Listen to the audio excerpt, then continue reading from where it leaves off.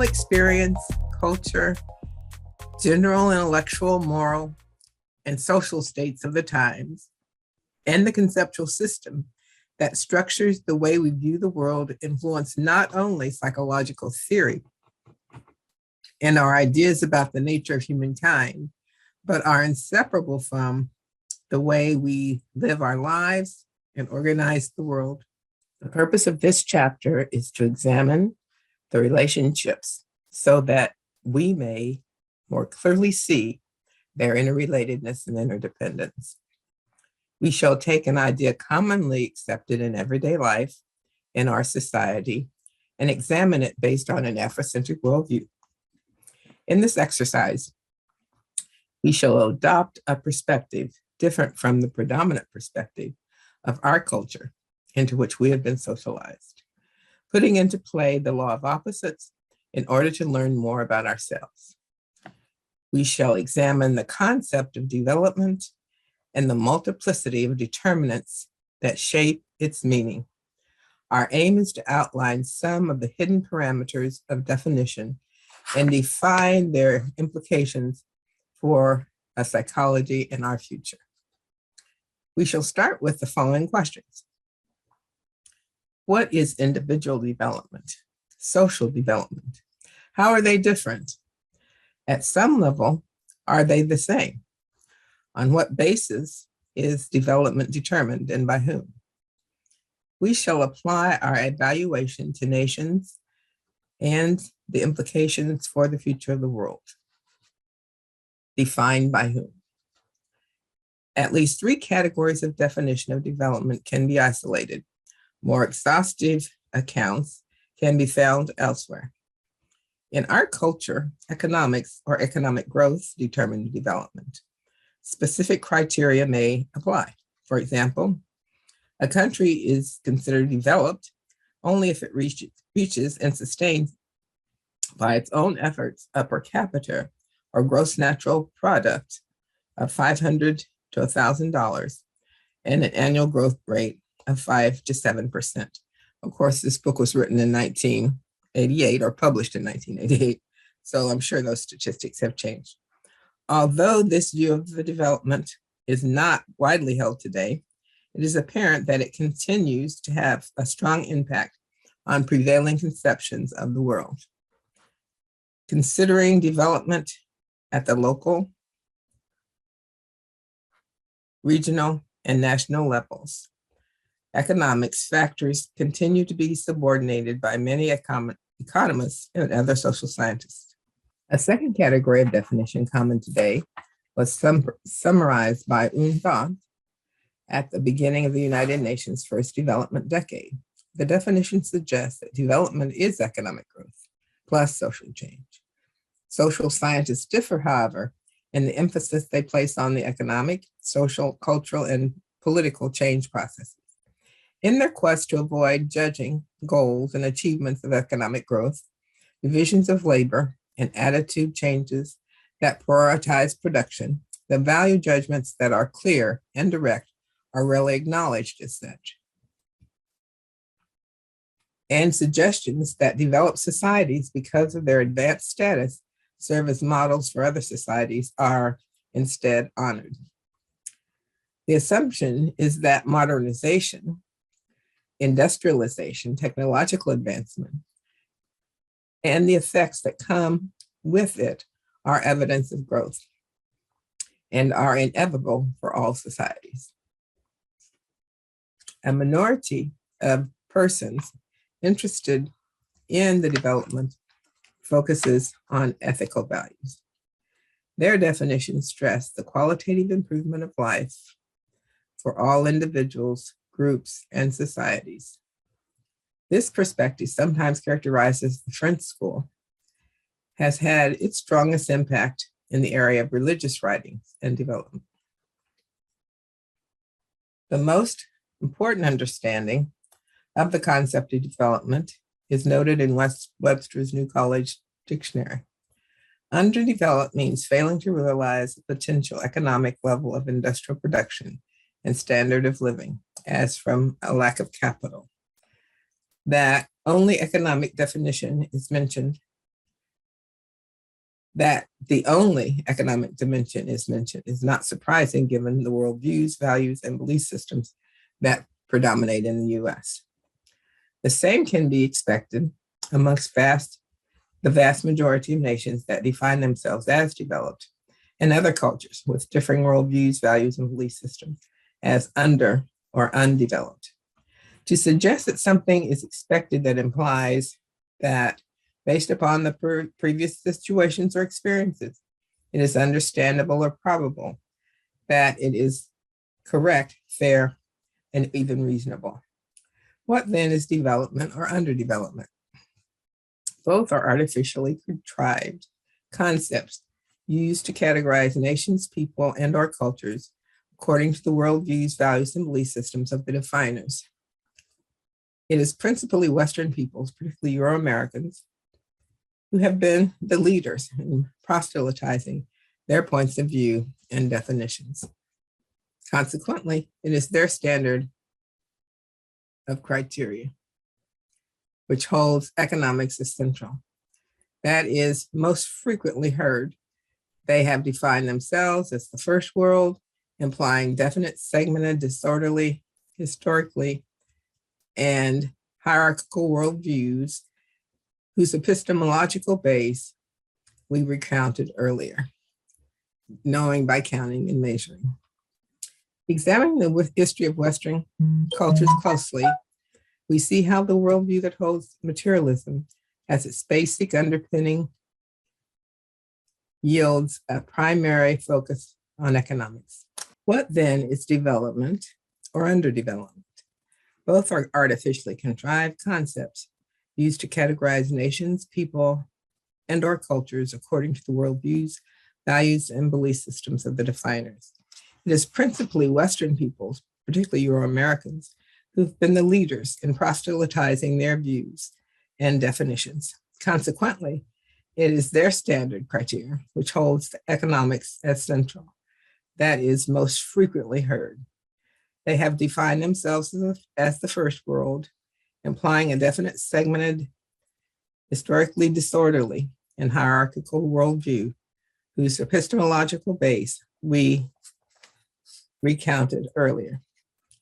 Examining the history of Western cultures closely, we see how the worldview that holds materialism as a basic underpinning yields a primary focus on economics. In cultures where materialism is the primary value, development is not likely to be thought of in terms of other than the material. The worldview is not holistic, therefore, issues of human development that have to do with qualities of life that cannot be easily quantified or marketed for personal profit will be minimized if not ignored. Only superficial attention is paid to the long-term consequences of materialist motivated behaviors. Even so, cost-benefit analysis of the effects on human potential is seldom calculated. The limited and confining nature of a segmented worldview that characterizes first world cultures makes it impossible to perceive the whole and function within nature's guide for balance. Yet nations hurriedly embrace what they have been taught are the advancements of mankind, believing that the way of the first world is inevitable, if not desired, as the way to go. If we're not to be led down the path to self-destruction, however, the entire picture must be considered before informed decisions are made. At the very least, we need to examine the psychosocial aspects of development from another worldview, a spiritual material examination of development.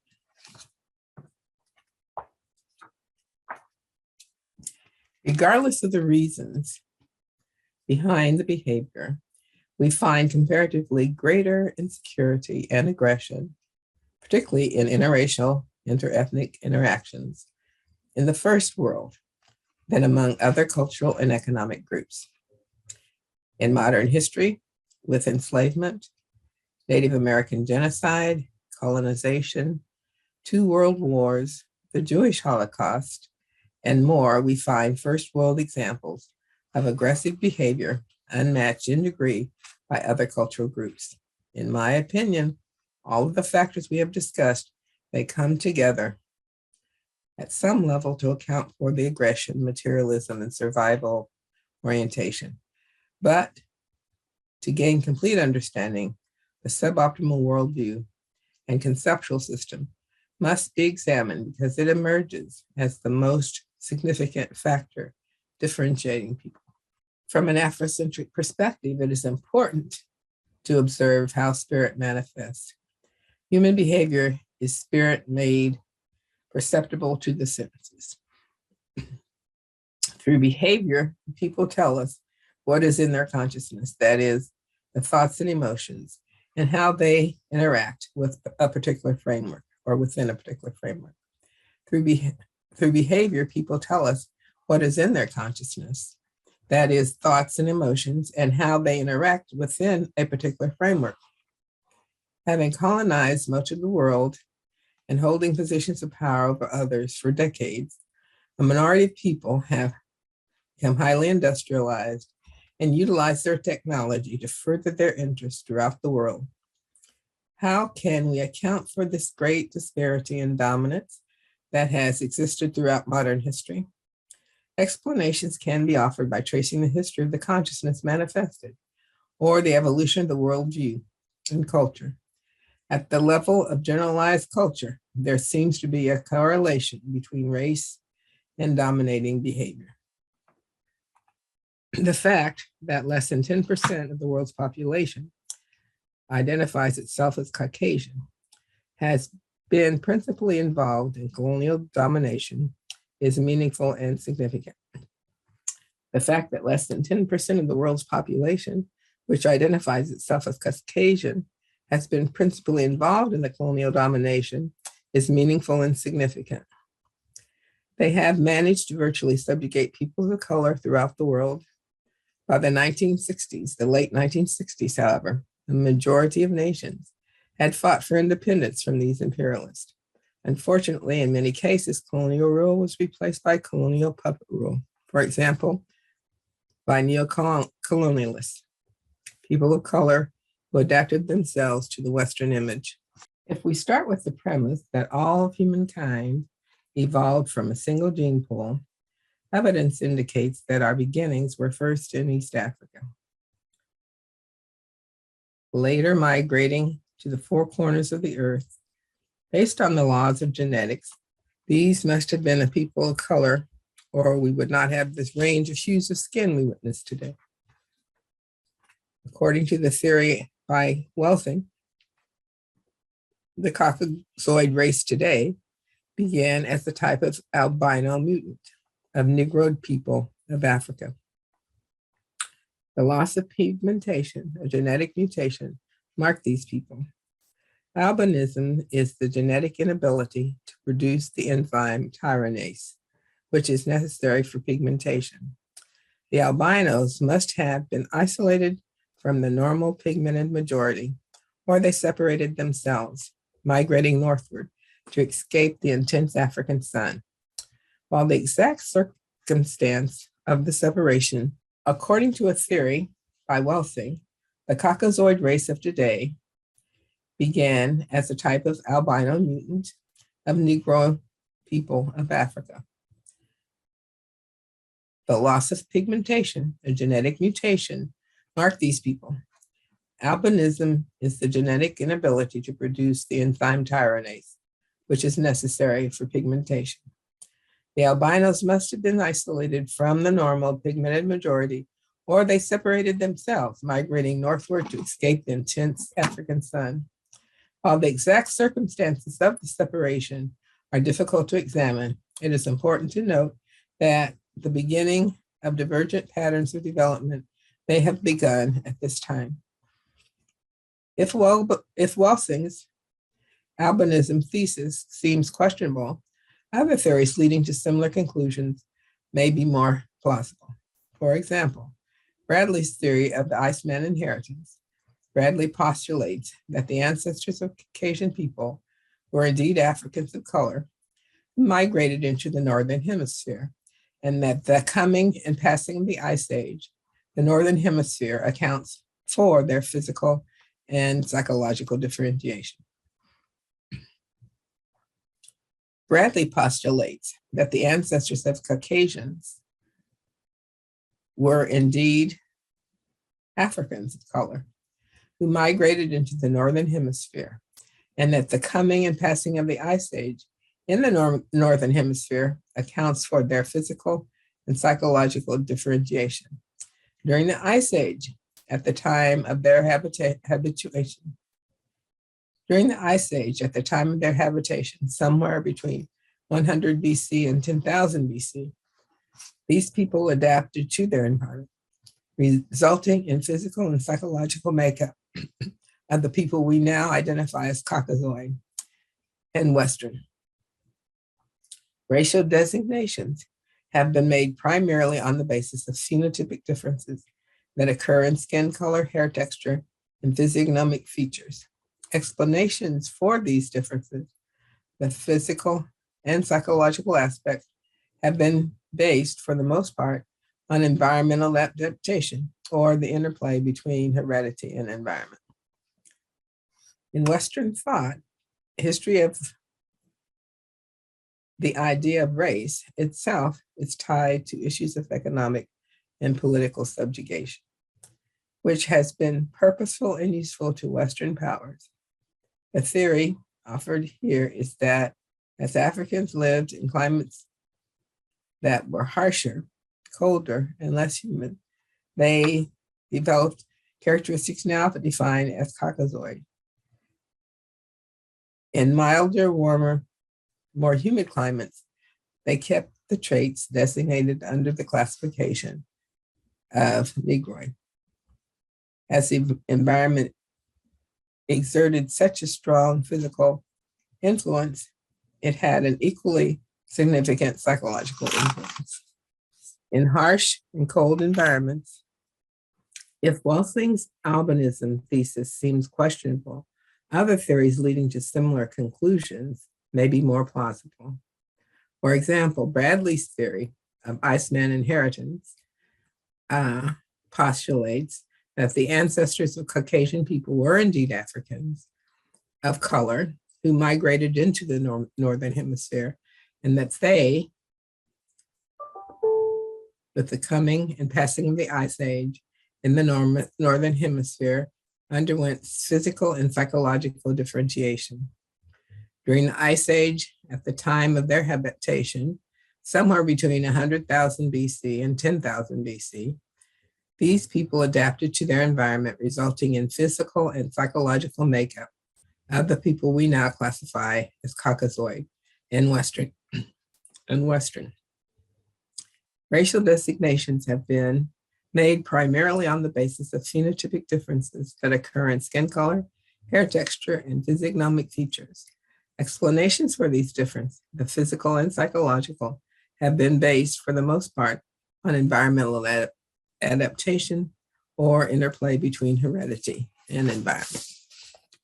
In Western thought, the history of the idea of race itself is tied to issues of economic and political subjugation, which has been purposeful and useful to Western powers. The theory offered here is that as Africans lived in climates that were much harsher and colder, less humid, they developed characteristics now identified as Caucasoid. People in the milder, warmer, more humid climates kept the traits designated under the classification of Negroid. As the environment exerted such a strong physical influence, it had an equally significant psychological influence. In harsh and cold environments where resources necessary for survival are limited, people expect a greater sense of insecurity and concern for material sustenance. They may have attempted to deal with these issues in many ways, but increased aggression seemed to They may have attempted to deal with these issues in many ways, but increased aggression seems to typify their reaction, the outcome of a long evolutionary cycle.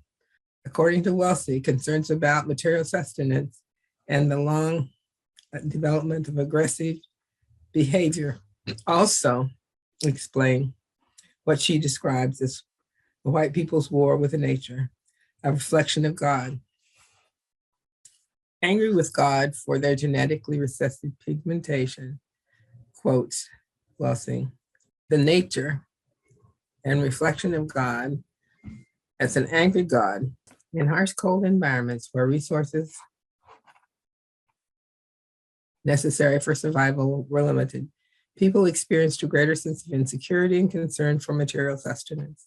They may have attempted to deal with these issues in many ways, but increased aggression seems to typify the reaction and outcome of a long evolutionary cycle. According to Wellesley, concerns about material sustenance and the development of aggressive behavior also explain what she describes as the people's war with nature, with the reflection of God, and God also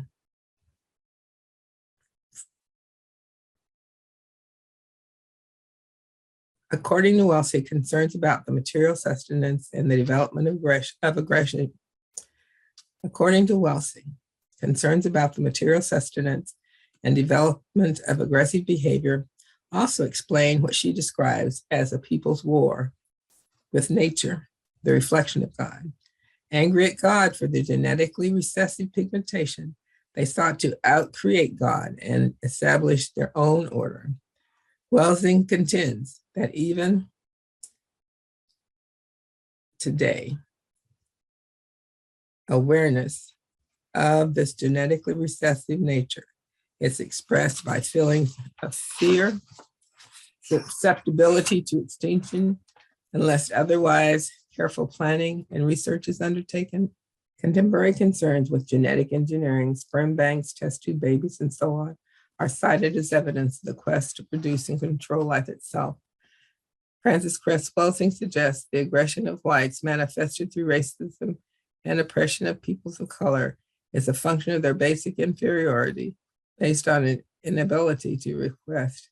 Frances Cress Welsing suggests that the aggression of whites manifested through racism and oppression of people of color.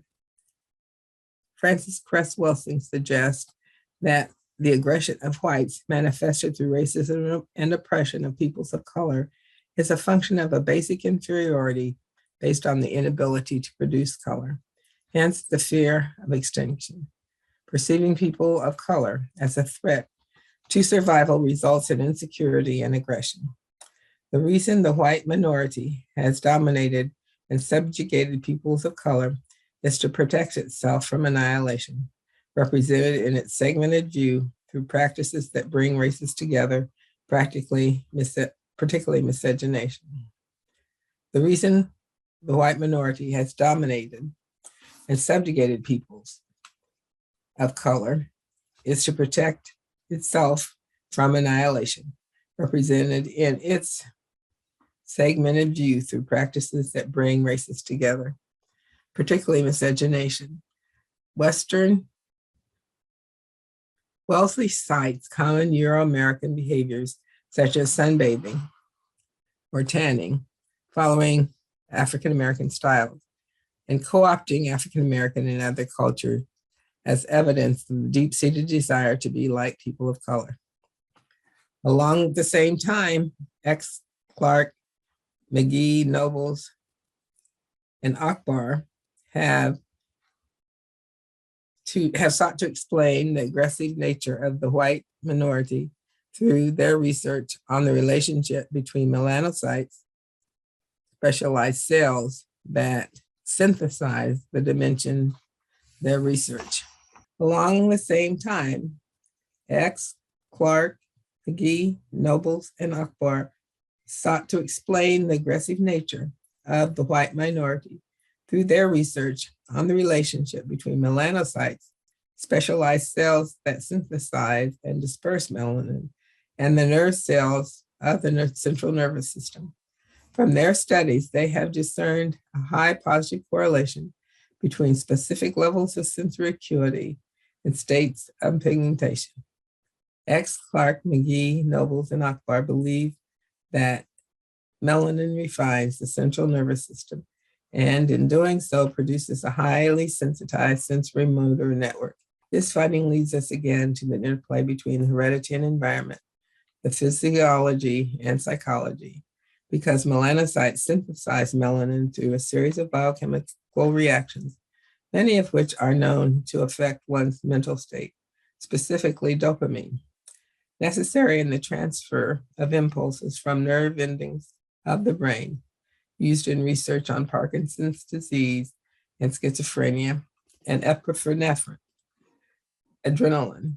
The finding leads us again to the interplay between heredity and environment and physiology and psychology, because melanocytes synthesize melanin through a series of biochemical reactions, many of which are known to affect one's mental state, specifically dopamine, necessary in the transfer of impulses of the nerve endings to the brain.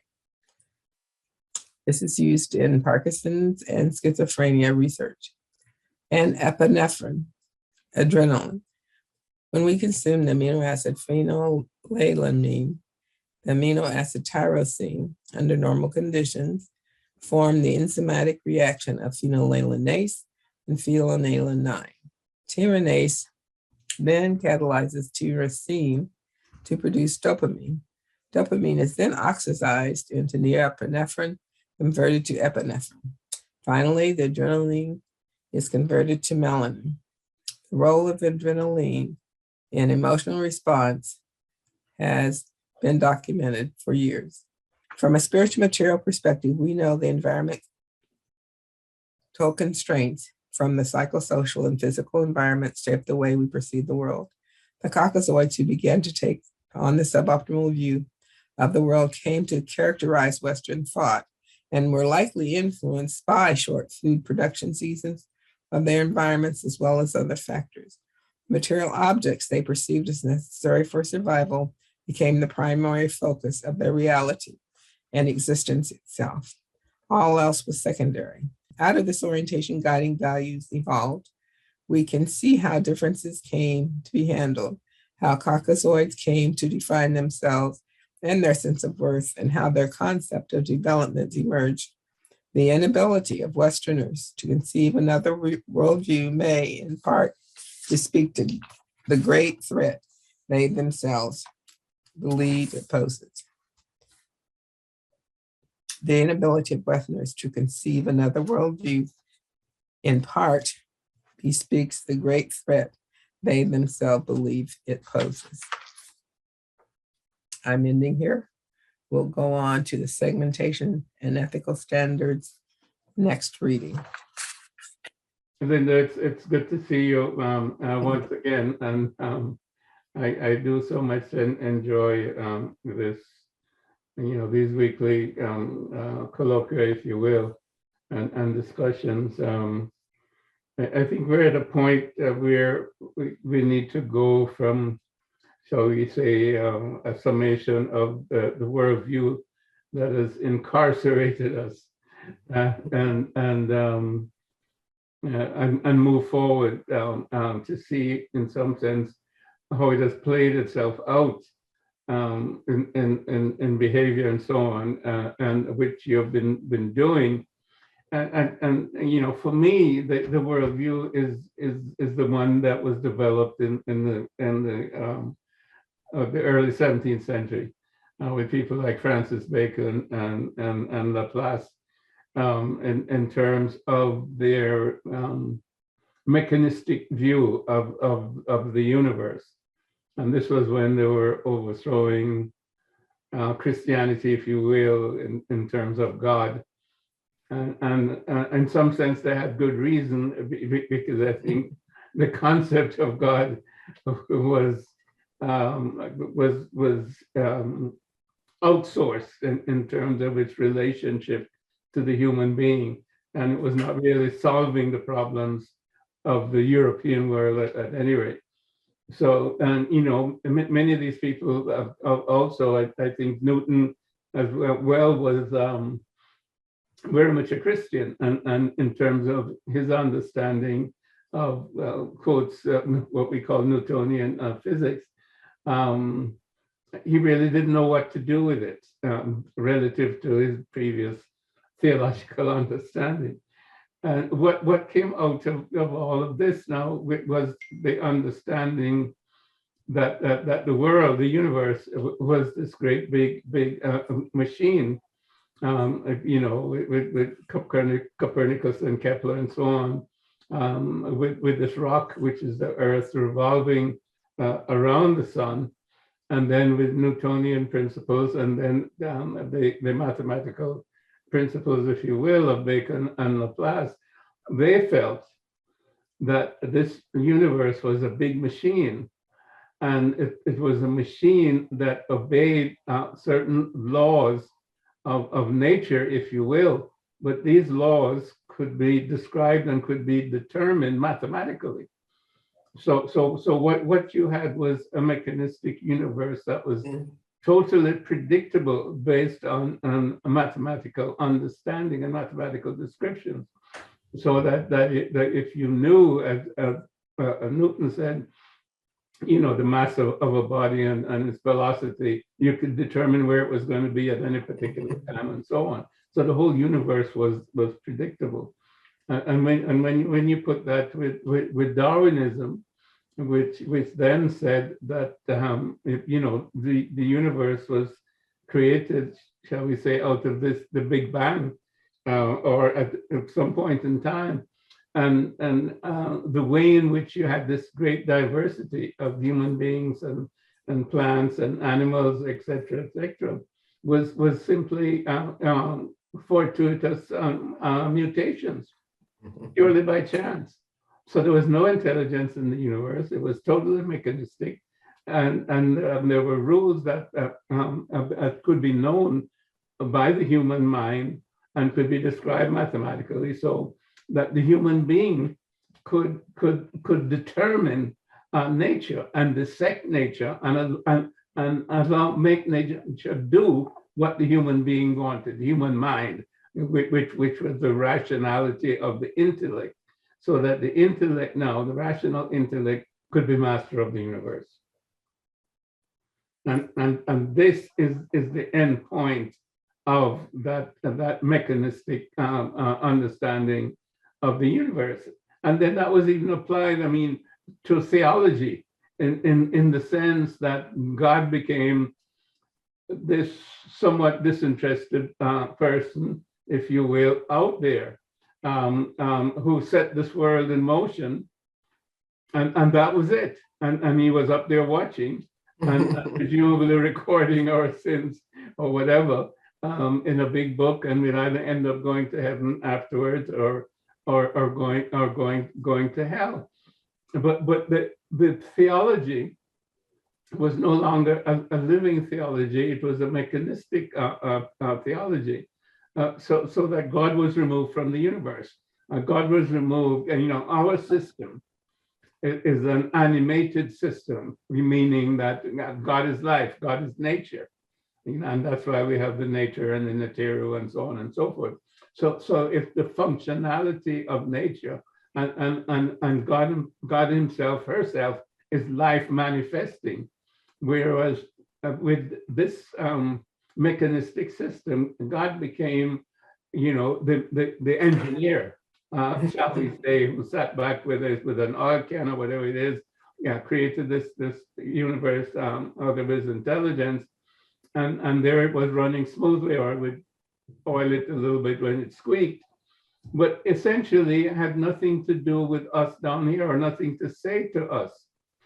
And even the so-called incarnation, if you will, of Jesus was an event that took place once in time, and he redeemed us. So what did it have to do with us as human beings? Because Jesus came and redeemed our sins, and that's why God sent Him. And then all we had to do was go through some sort of ritualistic behavior and repeat certain dogmatic statements to make sure then that we would get into this heaven later on. But so again, the human being was also then reduced to a machine. Animals were a machine, plants were a machine. So the mechanistic view permeated all of science, and meaning that included, biology, as I just mentioned, plants, and were machines. Animals were machines. So there we have, botany and biology. The same thing with physics, and the same thing with chemistry. Everything could be a molecule or an atom, and you could determine its content using different instruments, and so on and so forth. And medicine also became mechanistic. The doctors viewed the human body as a machine, and you could fix certain things, and if certain things weren't working, you could take this thing out and you could replace it with an artificial thing, and so on and so forth. So it permeated all of science, as I was just mentioning, biology, physics, chemistry, and of course things like the hard sciences, mathematics as well as physics, but the softer sciences. And again, getting back to you, if you will, the psychological sciences. There was this rational intellect that could determine everything, and there was this supposed objectivity, where you could be outside of whatever it is you were examining and have this objective analysis of that thing. So there was no participation, there was no interaction with the thing that you're scientifically investigating or having a relationship with, and this is the system that we have become incarcerated in. Absolutely. So very true. And what's so sad, Dr. Garvey, is that while part of, let's say, the highest level of development of the sciences, be it biology, physics, neuroscience, has removed itself from that false demarcation, that mechanistic strategy.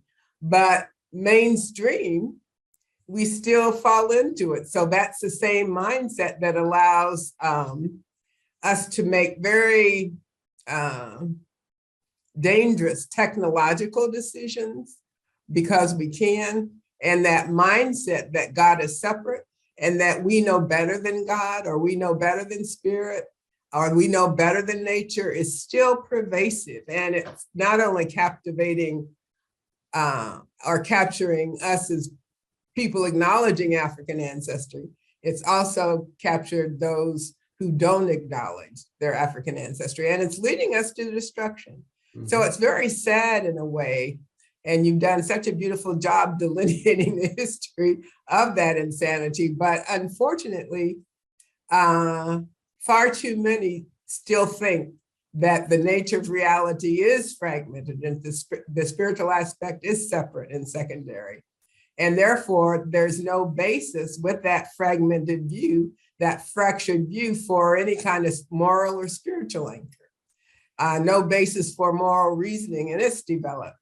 No basis for the development of spiritual acumen or intuition, or those things that our ancestors knew thousands of years ago were the basis of our humanity and expressions of our humanity. So it is very tragic because we now suffer, and because this mindset has been so pervasive for so long, it has us virtually on the brink of destruction. We have holes in the ozone, our food's carcinogenic, our water is toxic, our air is toxic, resources depleted, and we've created such a mess that the wealthy elite now want to go to another planet. I guess lead the rest of us here. Mm-hmm. So they can, I guess, do the same thing. So it's very sad. And from a psychological vantage point, I think it's even sadder because assuming their mindset, that suboptimal mindset, had validity, we wouldn't be seeing the kinds of things that we see today relative to the mental illness, the proneness to addiction, the violence, all of the things that we're seeing, the fractured relationships, the dysfunction of the family, all the things we're seeing today and have seen actually for the last 400 years, but it's really in our face today because of our technical capacity to turn on our phone or the television or whatever, and it's in our face. All of that is a function of that fractured mindset that actually might have started from the false premises of the scientists of the day, but it's now been so penetrating to the consciousness of the everyday man that or woman that it's hard to get people to separate themselves. Even those people who it's clearly in their best interest to kind of question and think deeply. Yeah, and you know, as you say, it's sad. And what is more sad, you also alluded to it, is that science itself, you mentioned, you say the higher reaches, shall we say, of our understanding. Science itself has come to a different understanding of shall we say, the universe, as opposed to scientific materialism. Because with quantum physics and subquantum mechanics, which came into play in the early part of the 20th century, all of these myths have been shattered.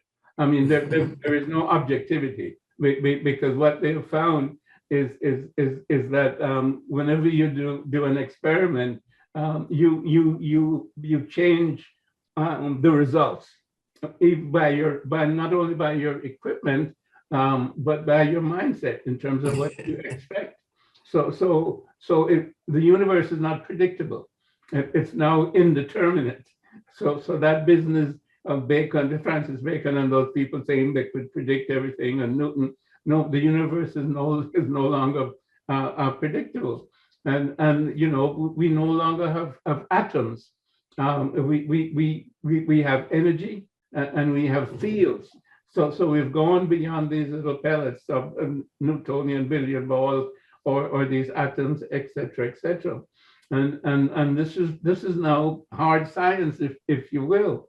And the interesting thing about matter, what we've found out is that we only know about 1% of the matter that exists in the universe, because they found something called dark matter, and it's 90 to 99% of the universe, and nobody knows what dark matter is. So you know, it's a complete revolution, and the whole concept of non-locality and complementarity, and all of these things have shattered completely the mechanistic view on scientific, materialism. But as you mentioned, our philosophy, our educational process, our theology, our politics, our economics, none of those things have been able to catch up with the new reality that matter is not primary. Consciousness is primary, and consciousness determines everything. And before the Big Bang, there was consciousness. And this was a decision that was made by God, or whatever you want to call universal consciousness. So there is, and it's now been shown by science. So science is on the same page that God used to be back in the day, back in our day. Yes. And there's an inability of the Western mind to absorb it and to put it in play in terms of the individual and in terms of society. And that's tragic. And you have to answer now, because it's a mind problem. And as what's his name? I think his name is Kuhn. I don't remember his first name. Oh. But no change in scientific theory comes about until one generation dies off in order to come up with a new paradigm. So how do we go from the old paradigm to the new paradigm within a Western environment? And that's where we are mostly. This is true. How do we do that? Well, I think that's the beauty of what the ancestors have given us relative to an optimal psychology, because they have been in tune with the truth of reality, and they have, for those of us who've stayed true to our Black cultural tradition and believed in that, we have now the science supporting their thinking, and we also have the strategies that they use to help us move through this insanity to hopefully take leadership for the salvation of humanity, because the reality is we can't any longer wait on, shall I say, the children to lead humanity to health and sustainable well-being. We must now turn to the elders, the cultural elders who have understood that from the beginning, we're not separate from the totality of energy, the totality of consciousness. And as a consequence, we have within our capacity of our heart mind to reason with a unity that contains and transcends oppositions. And what I mean by that is that optimal psychology allows us to see, I can ill afford any longer to attend to what the captors of my ancestors said was true, because after 400 years, I see nothing they've said is true, including the fact that we exist in a democracy with freedom and justice for all. And I see now we're coming back to having to argue the same things in terms of our voting rights, in terms of our civil rights, that we thought had been settled. It was never settled because the mindset that created it hasn't changed. It's exactly that same oppressive mindset. The only difference now is that mindset has become so confounded that it's willing to oppress its own people.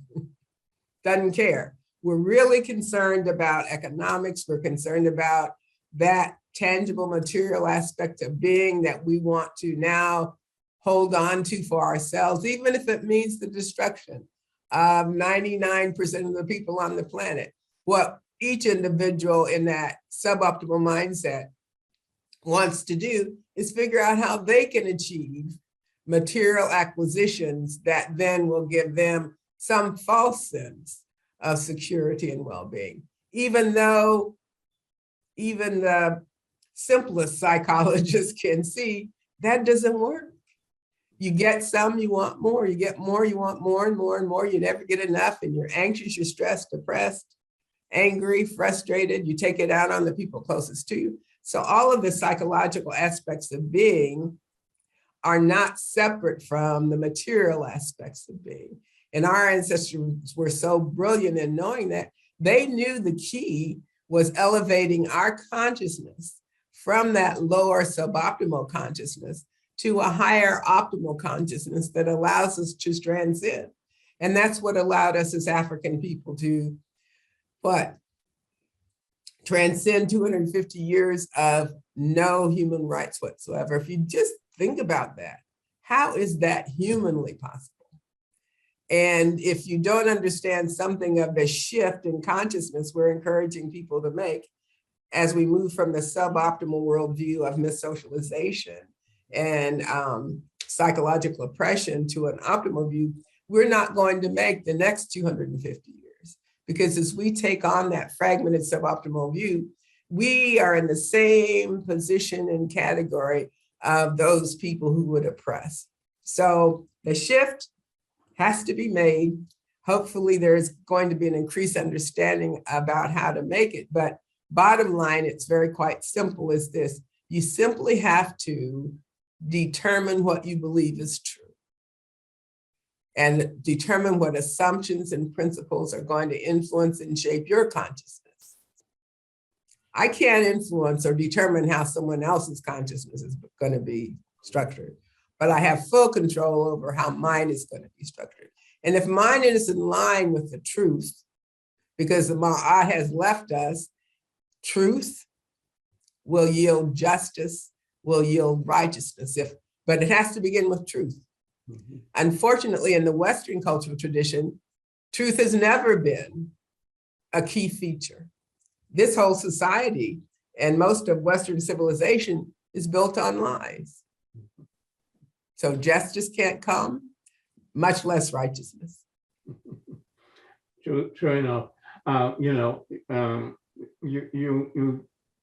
You mentioned the last 400 years, but in truth and in fact, as you know, the Western mindset has been in existence the way it is from the beginning.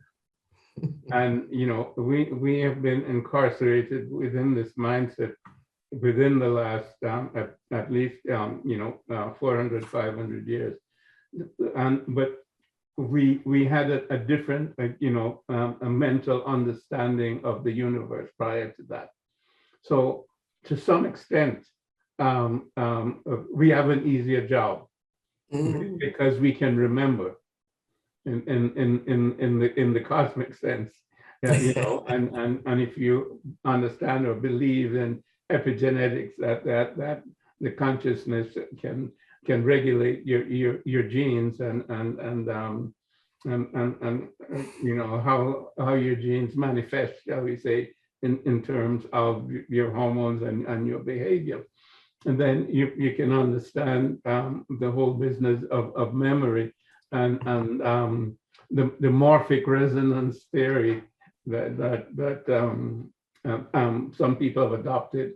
Rupert Sheldrake actually has adopted, which I think is valid in that I think these things are outside of space-time, and because obviously consciousness is outside of space-time. So we can access that consciousness and then contact, shall we, the understanding that was there in our ancestors in Ausar, Oset, and Heru, in Tehuti, and in Amun, and in Ra, and Ptah, and so on. The thing is, but and you mentioned this, that it also is an individual thing, that each individual has to get to that stage where they see the inadequacies of the current system and what it has done over the years. So it's important for the individual to be educated, in terms of understanding. One of the problems with that is that the propaganda machine is so extensive, and the educational process is really a miseducational process that we have alluded to. But not only is it a miseducational process, but it does not encourage or validate critical thinking. It's a memorization system, even at the level of the masters and the doctorates and so on. You have certain pages to read in a book or from a book, or so they're books to read, and then you're tested as to whether or not you've read it and digested what that person has said, very much like a chimpanzee. And for this, you get a degree, and you go out there, and all you do is repeat the cycle of what you read about in the book. And that's why things have really been static to a large extent in terms of the Western mindset for 2,000 years, because they won't allow into their consciousness this new material, like we just mentioned, in terms of what the physicists have found out in terms of quantum physics and so on, the understanding that they now have that matter is energy and is moved by consciousness and information, and consciousness is primary. This is now scientific fact. And No if doubt. we believe in science, then we should go along with this. And this should then influence everything else, meaning our politics, our economics, and the way we live together, and indeed our religion, because our religion is supposed to bind us back to this truth, as you're talking about, and this is scientific truth, and this truth was determined by a science, by the mental science and the spiritual science of our ancestors, you see, which also included a materialistic science, you see, but that's the whole concept of sacred science, as opposed to simply a narrow materialistic science. So education is then, I think, the key. And because I think with enough information that is undiluted, meaning that it's truth, most rational human beings can come to an understanding that the system is not sustainable. And it has caused all of these problems that you mentioned: wars, rumors of wars, and poisoning the environment, and the anxiety, the depression, the frustration that there is in terms of personal relationships. The male-female battles that go on, sexual identity problems, addictions, and so on and so on and so forth. I mean, they're innumerable. And all of those systems, have failed. I mentioned the educational system failing. I think the medical system has also failed because, we go back to the placebo effect in terms of understanding how the mind can influence the body. But yes, we throw out the placebo effect as if it's not scientific. We use it, we know it's there, but we don't really inculcate it in part of our treatment. I mean, if you give somebody a sugar pill and you tell them that it is something that is going to cure your disease, and it ends up that as many are cured by the sugar pill as the so-called medicine, the placebo effect is as good as the medicine. And we need to look then at that, mind-body link definitely more seriously as part of our everyday way in which we treat, symptoms and we treat diseases. So, but I do think, though, that having come to a conclusion that the Western system is played out, if you will, and there needs to be a paradigm shift for the individual. How does the individual transform him or herself in terms of liberating their minds from mental slavery, to use my dad's phrase and Bob Marley's phrase? Because to me, this then is the crux to absorb the new paradigm, because we don't want to die off and then wait for the next generation to accept the new paradigm. We certainly want to turn the corner in our own lifetimes. Well, one of the things that was helpful to me is just realizing that the powers that be, the Euro-Western mindset, that suboptimal view, some of them know it's not correct, but they also know if people started seeing the world the way it really is, they would be impossible to control. So you can't manipulate and control people who have been in touch with their connection to that which is greater than themselves. So as a consequence, it's imperative for the educational system. It's not broken from their point of view. It's doing exactly what they designed it to do. The religious system, it's not broken in their view. It's doing exactly what they designed it to do. And so I think if we can accept who we are, where we are, and how we got here, then that positions us best to then turn toward ourselves and go within and get in touch with that which is within us that intuitively knows our intrinsic worth, that intuitively knows its connection to those who came before, future generations, nature, community, and the divine. And so when our ancestors said self-knowledge is the basis of all knowledge, they understood that multidimensional self that we will gain knowledge of once we give up our belief in our fragmented, fractured view of oppression. You mentioned earlier on, you said so many brilliant things, but one of the things you mentioned was epigenetic memory. And oftentimes in contemporary culture, we're emphasizing the epigenetic memory of trauma. But we also, if that exists, we also know there's an epigenetic memory of triumph. And so once we understand that all is interrelated, all is interdependent, that all is energy, that if there is a genetic memory of what horrible happened to us, there's also, for Black people in particular who have endured the African Maafa, an epigenetic memory of the triumph and how we got over and how we transcended. So the key to shifting consciousness is to take your power back, begin to define your reality for yourself, and get in touch with that which would bring you the sense of peace and well-being and courage and strength just to stand on that which you know is in your heart to be true. It's not complicated, but it is the most complicated thing that people can do. It's complicated only because we have not accepted the true nature of things.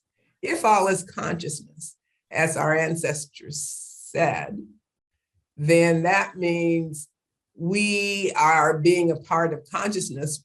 We're there in the beginning, are now, and shall ever be. For some people, that statement is so far-reaching and so far out, it's unfathomable that it could be true. But it's only unfathomable because we haven't understood what our ancestors taught. You mentioned earlier on about the placebo effect, and I had the pleasure of studying with a very brilliant South African sensei who wrote a book called Indaba, My Children. And he, Credo Mutwa, he said in his book, the thing that all traditional healers know to do, irrespective of whatever else they do, they must get whoever they're working with to believe in them. The placebo effect. Mm-hmm. And they have known that for centuries, if not thousands of years. That just reaffirms it's the power, whatever you believe is for you at the time you're believing it, whether it's right or wrong. If you're believing it at a specific time and place, it is true for you. That's how powerful belief is. That's how powerful our heart mind is as we begin to think about what is the reality we hope to create for ourselves. And it is true, we are not going to be able to liberate ourselves from this mental bondage with a mindset which is the mental bondage. We have to interrogate it and let it go and come to the realization of an optimal reality, which is going to allow us to do at least three things. One, to feel so intrinsically worthy and good about ourselves that what other people do who control the material aspects of being doesn't matter to us. It's not our basis for identity or worth. Two, we have to take the power, we have to define reality back and define it in such a way that's consistent with what our ancestors said, which is a very important key, Dr. Garvey, because when we begin to do that, those forces begin to work on our behalf. Those spiritual aspects of being begin to manifest in our lives in ways that we have not known. We now will not be on the treadmill trying to be in a rat race of some sort. We will develop the capacity to be at peace and develop the ability to hear and the ability to see based on something that's coming, not based on count and measure, but coming based on the symbolic imagery of that divine life force that's coming, allowing us to see. In fact, I'm looking at the stela behind your head and I'm seeing Tahuti and Asar with, Heru in the middle. And I don't know if it's from that stela, but one very similar, which is showing us that we have wisdom and we have that divine force on either side of us. And what are they doing? They're trying to, they're holding their hands toward our head, our consciousness, trying to influence and trying to shape.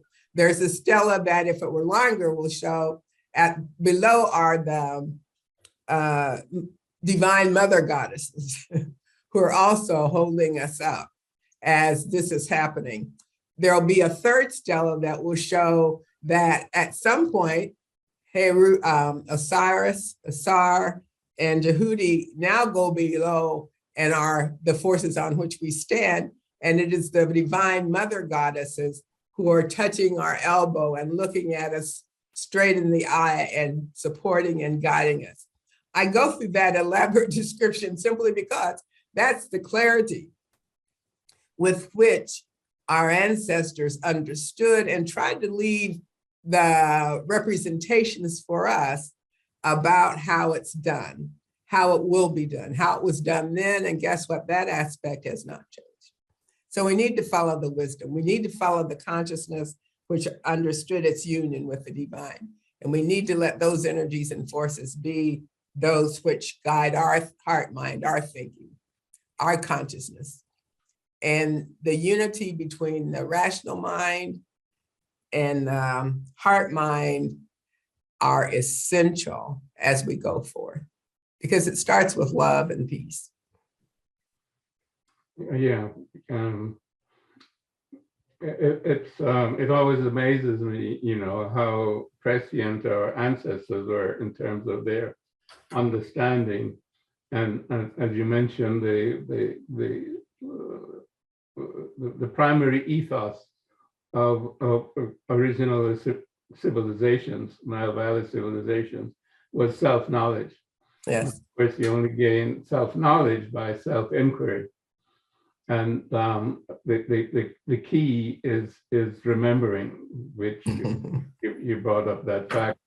And as you brought up remembering, if you break up the word, it's remember, you know, and that means to put all your members back together, you know, and that's a little bit like religion, which comes from the Latin religere, which is to bring things back together.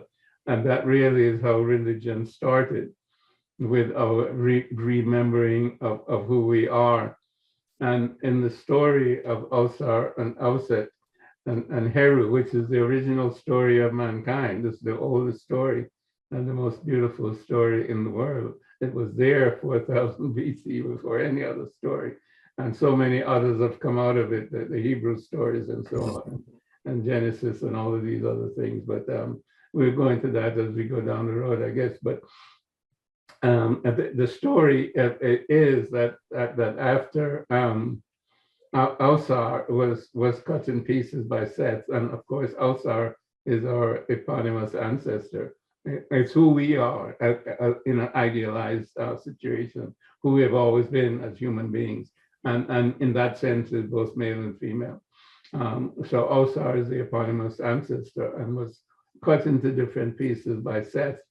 And looking at the image behind me, Seth is on this side and Heru is on the other side, and then Ausar is in the middle. So that you'll find Heru and Seth doing battle, and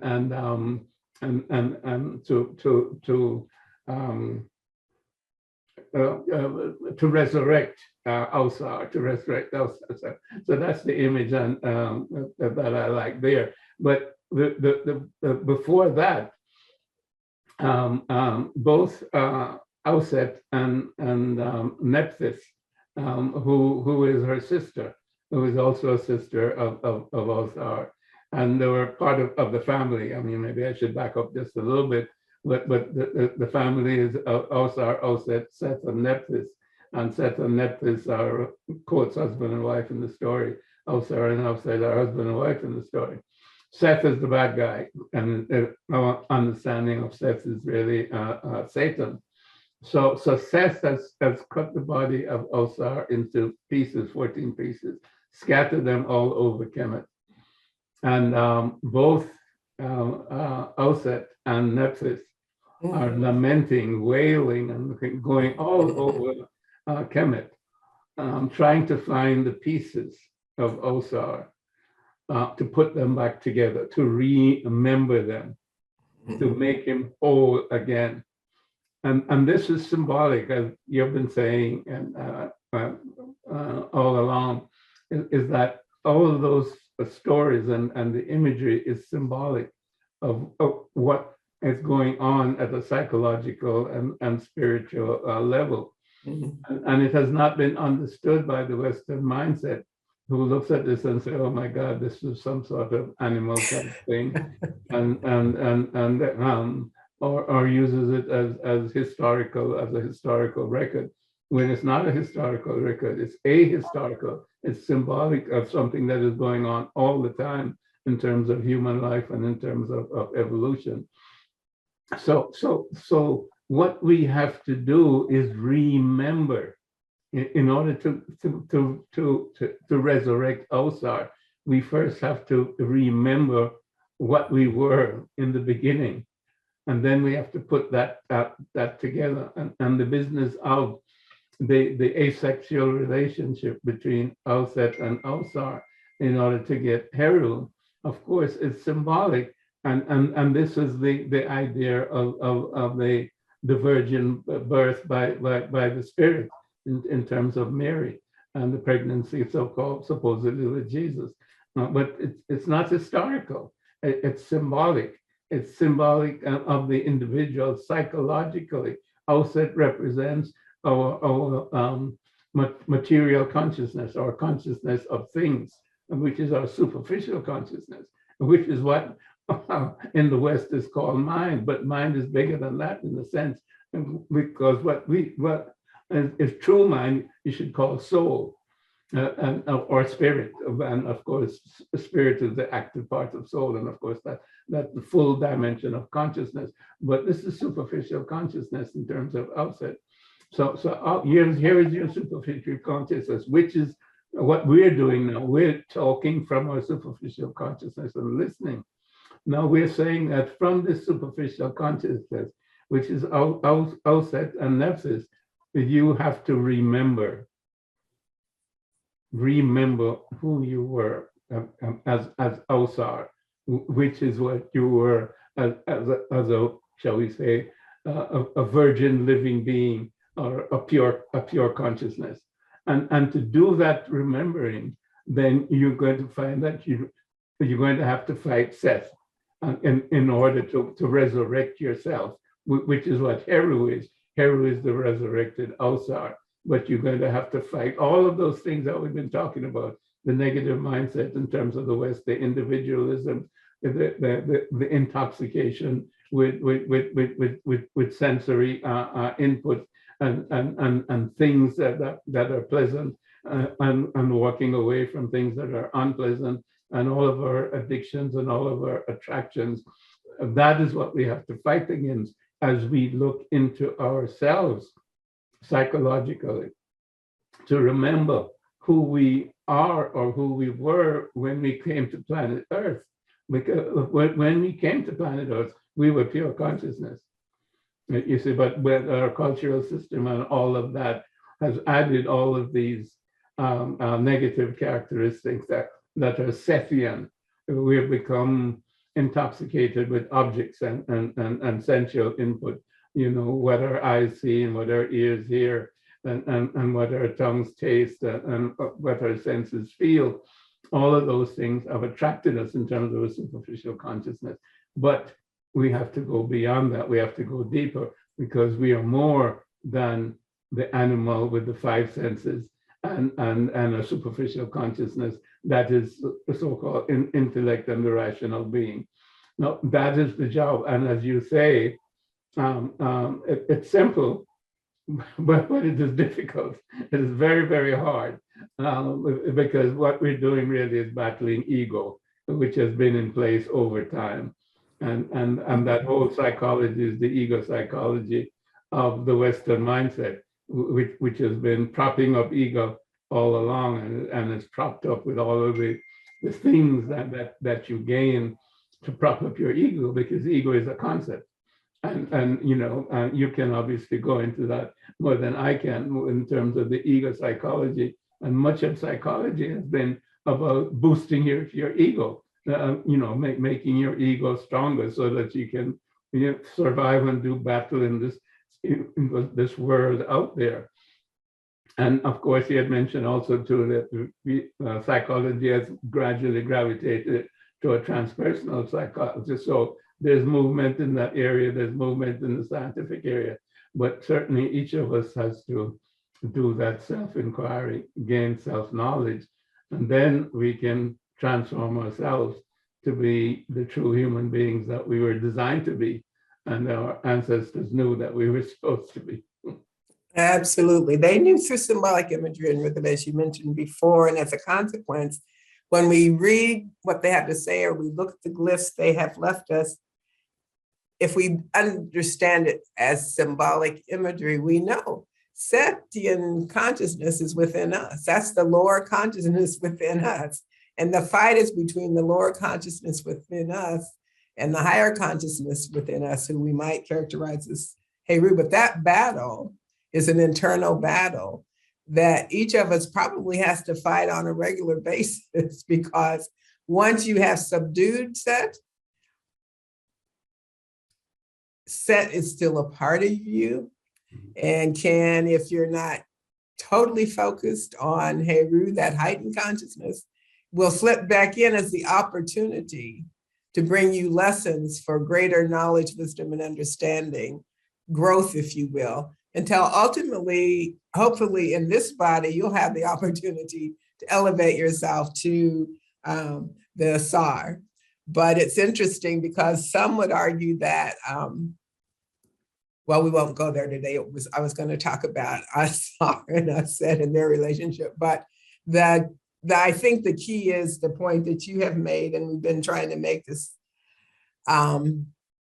over and over again, probably can't be said too often, too much, because we've been so immersed into the lower consciousness, suboptimal view, that any way we can distinguish it and help people become aware that lower consciousness, that suboptimal way of viewing the world, exists within them and is reinforced in a social context that is totally immersed in it. It's really the battle. It's really the remembering of Asar that is essential to our sustainable well-being. And our identity is not out there unless we allow people to put it out there, because we've given up our power. And, you know, it's again, it always amazes me at the depths of understanding and how 4000 BC, well, you know, maybe I shouldn't be so astounded, because as a species, we've been around since maybe 200 BC or 250,000 BC. So we've had time to get to know ourselves. But I certainly look forward to us elaborating on this, particularly this story that has been left to us, because it's a story that everybody knew in terms of Kemet, the story of Alsar and Auset. It was not one that was taught in the temples for the more esoteric, you know, in Hermopolis and Luxor and so on. This was an everyday story. So it was something that everybody knew, and everybody knew what it meant in terms of its symbolism, and everybody knew that this was their journey that they had to go through in order to be whole and to be part of the society in a meaningful and purposeful way. So I look forward to us going through this and continuing on this journey, if you will, in terms of trying to identify the mindset and the paradigm that we've been encapsulated in, and then trying to distinguish and emphasize the new paradigm, which is an old paradigm, if you will, is the paradigm of African humanism, which is what our ancestors taught us.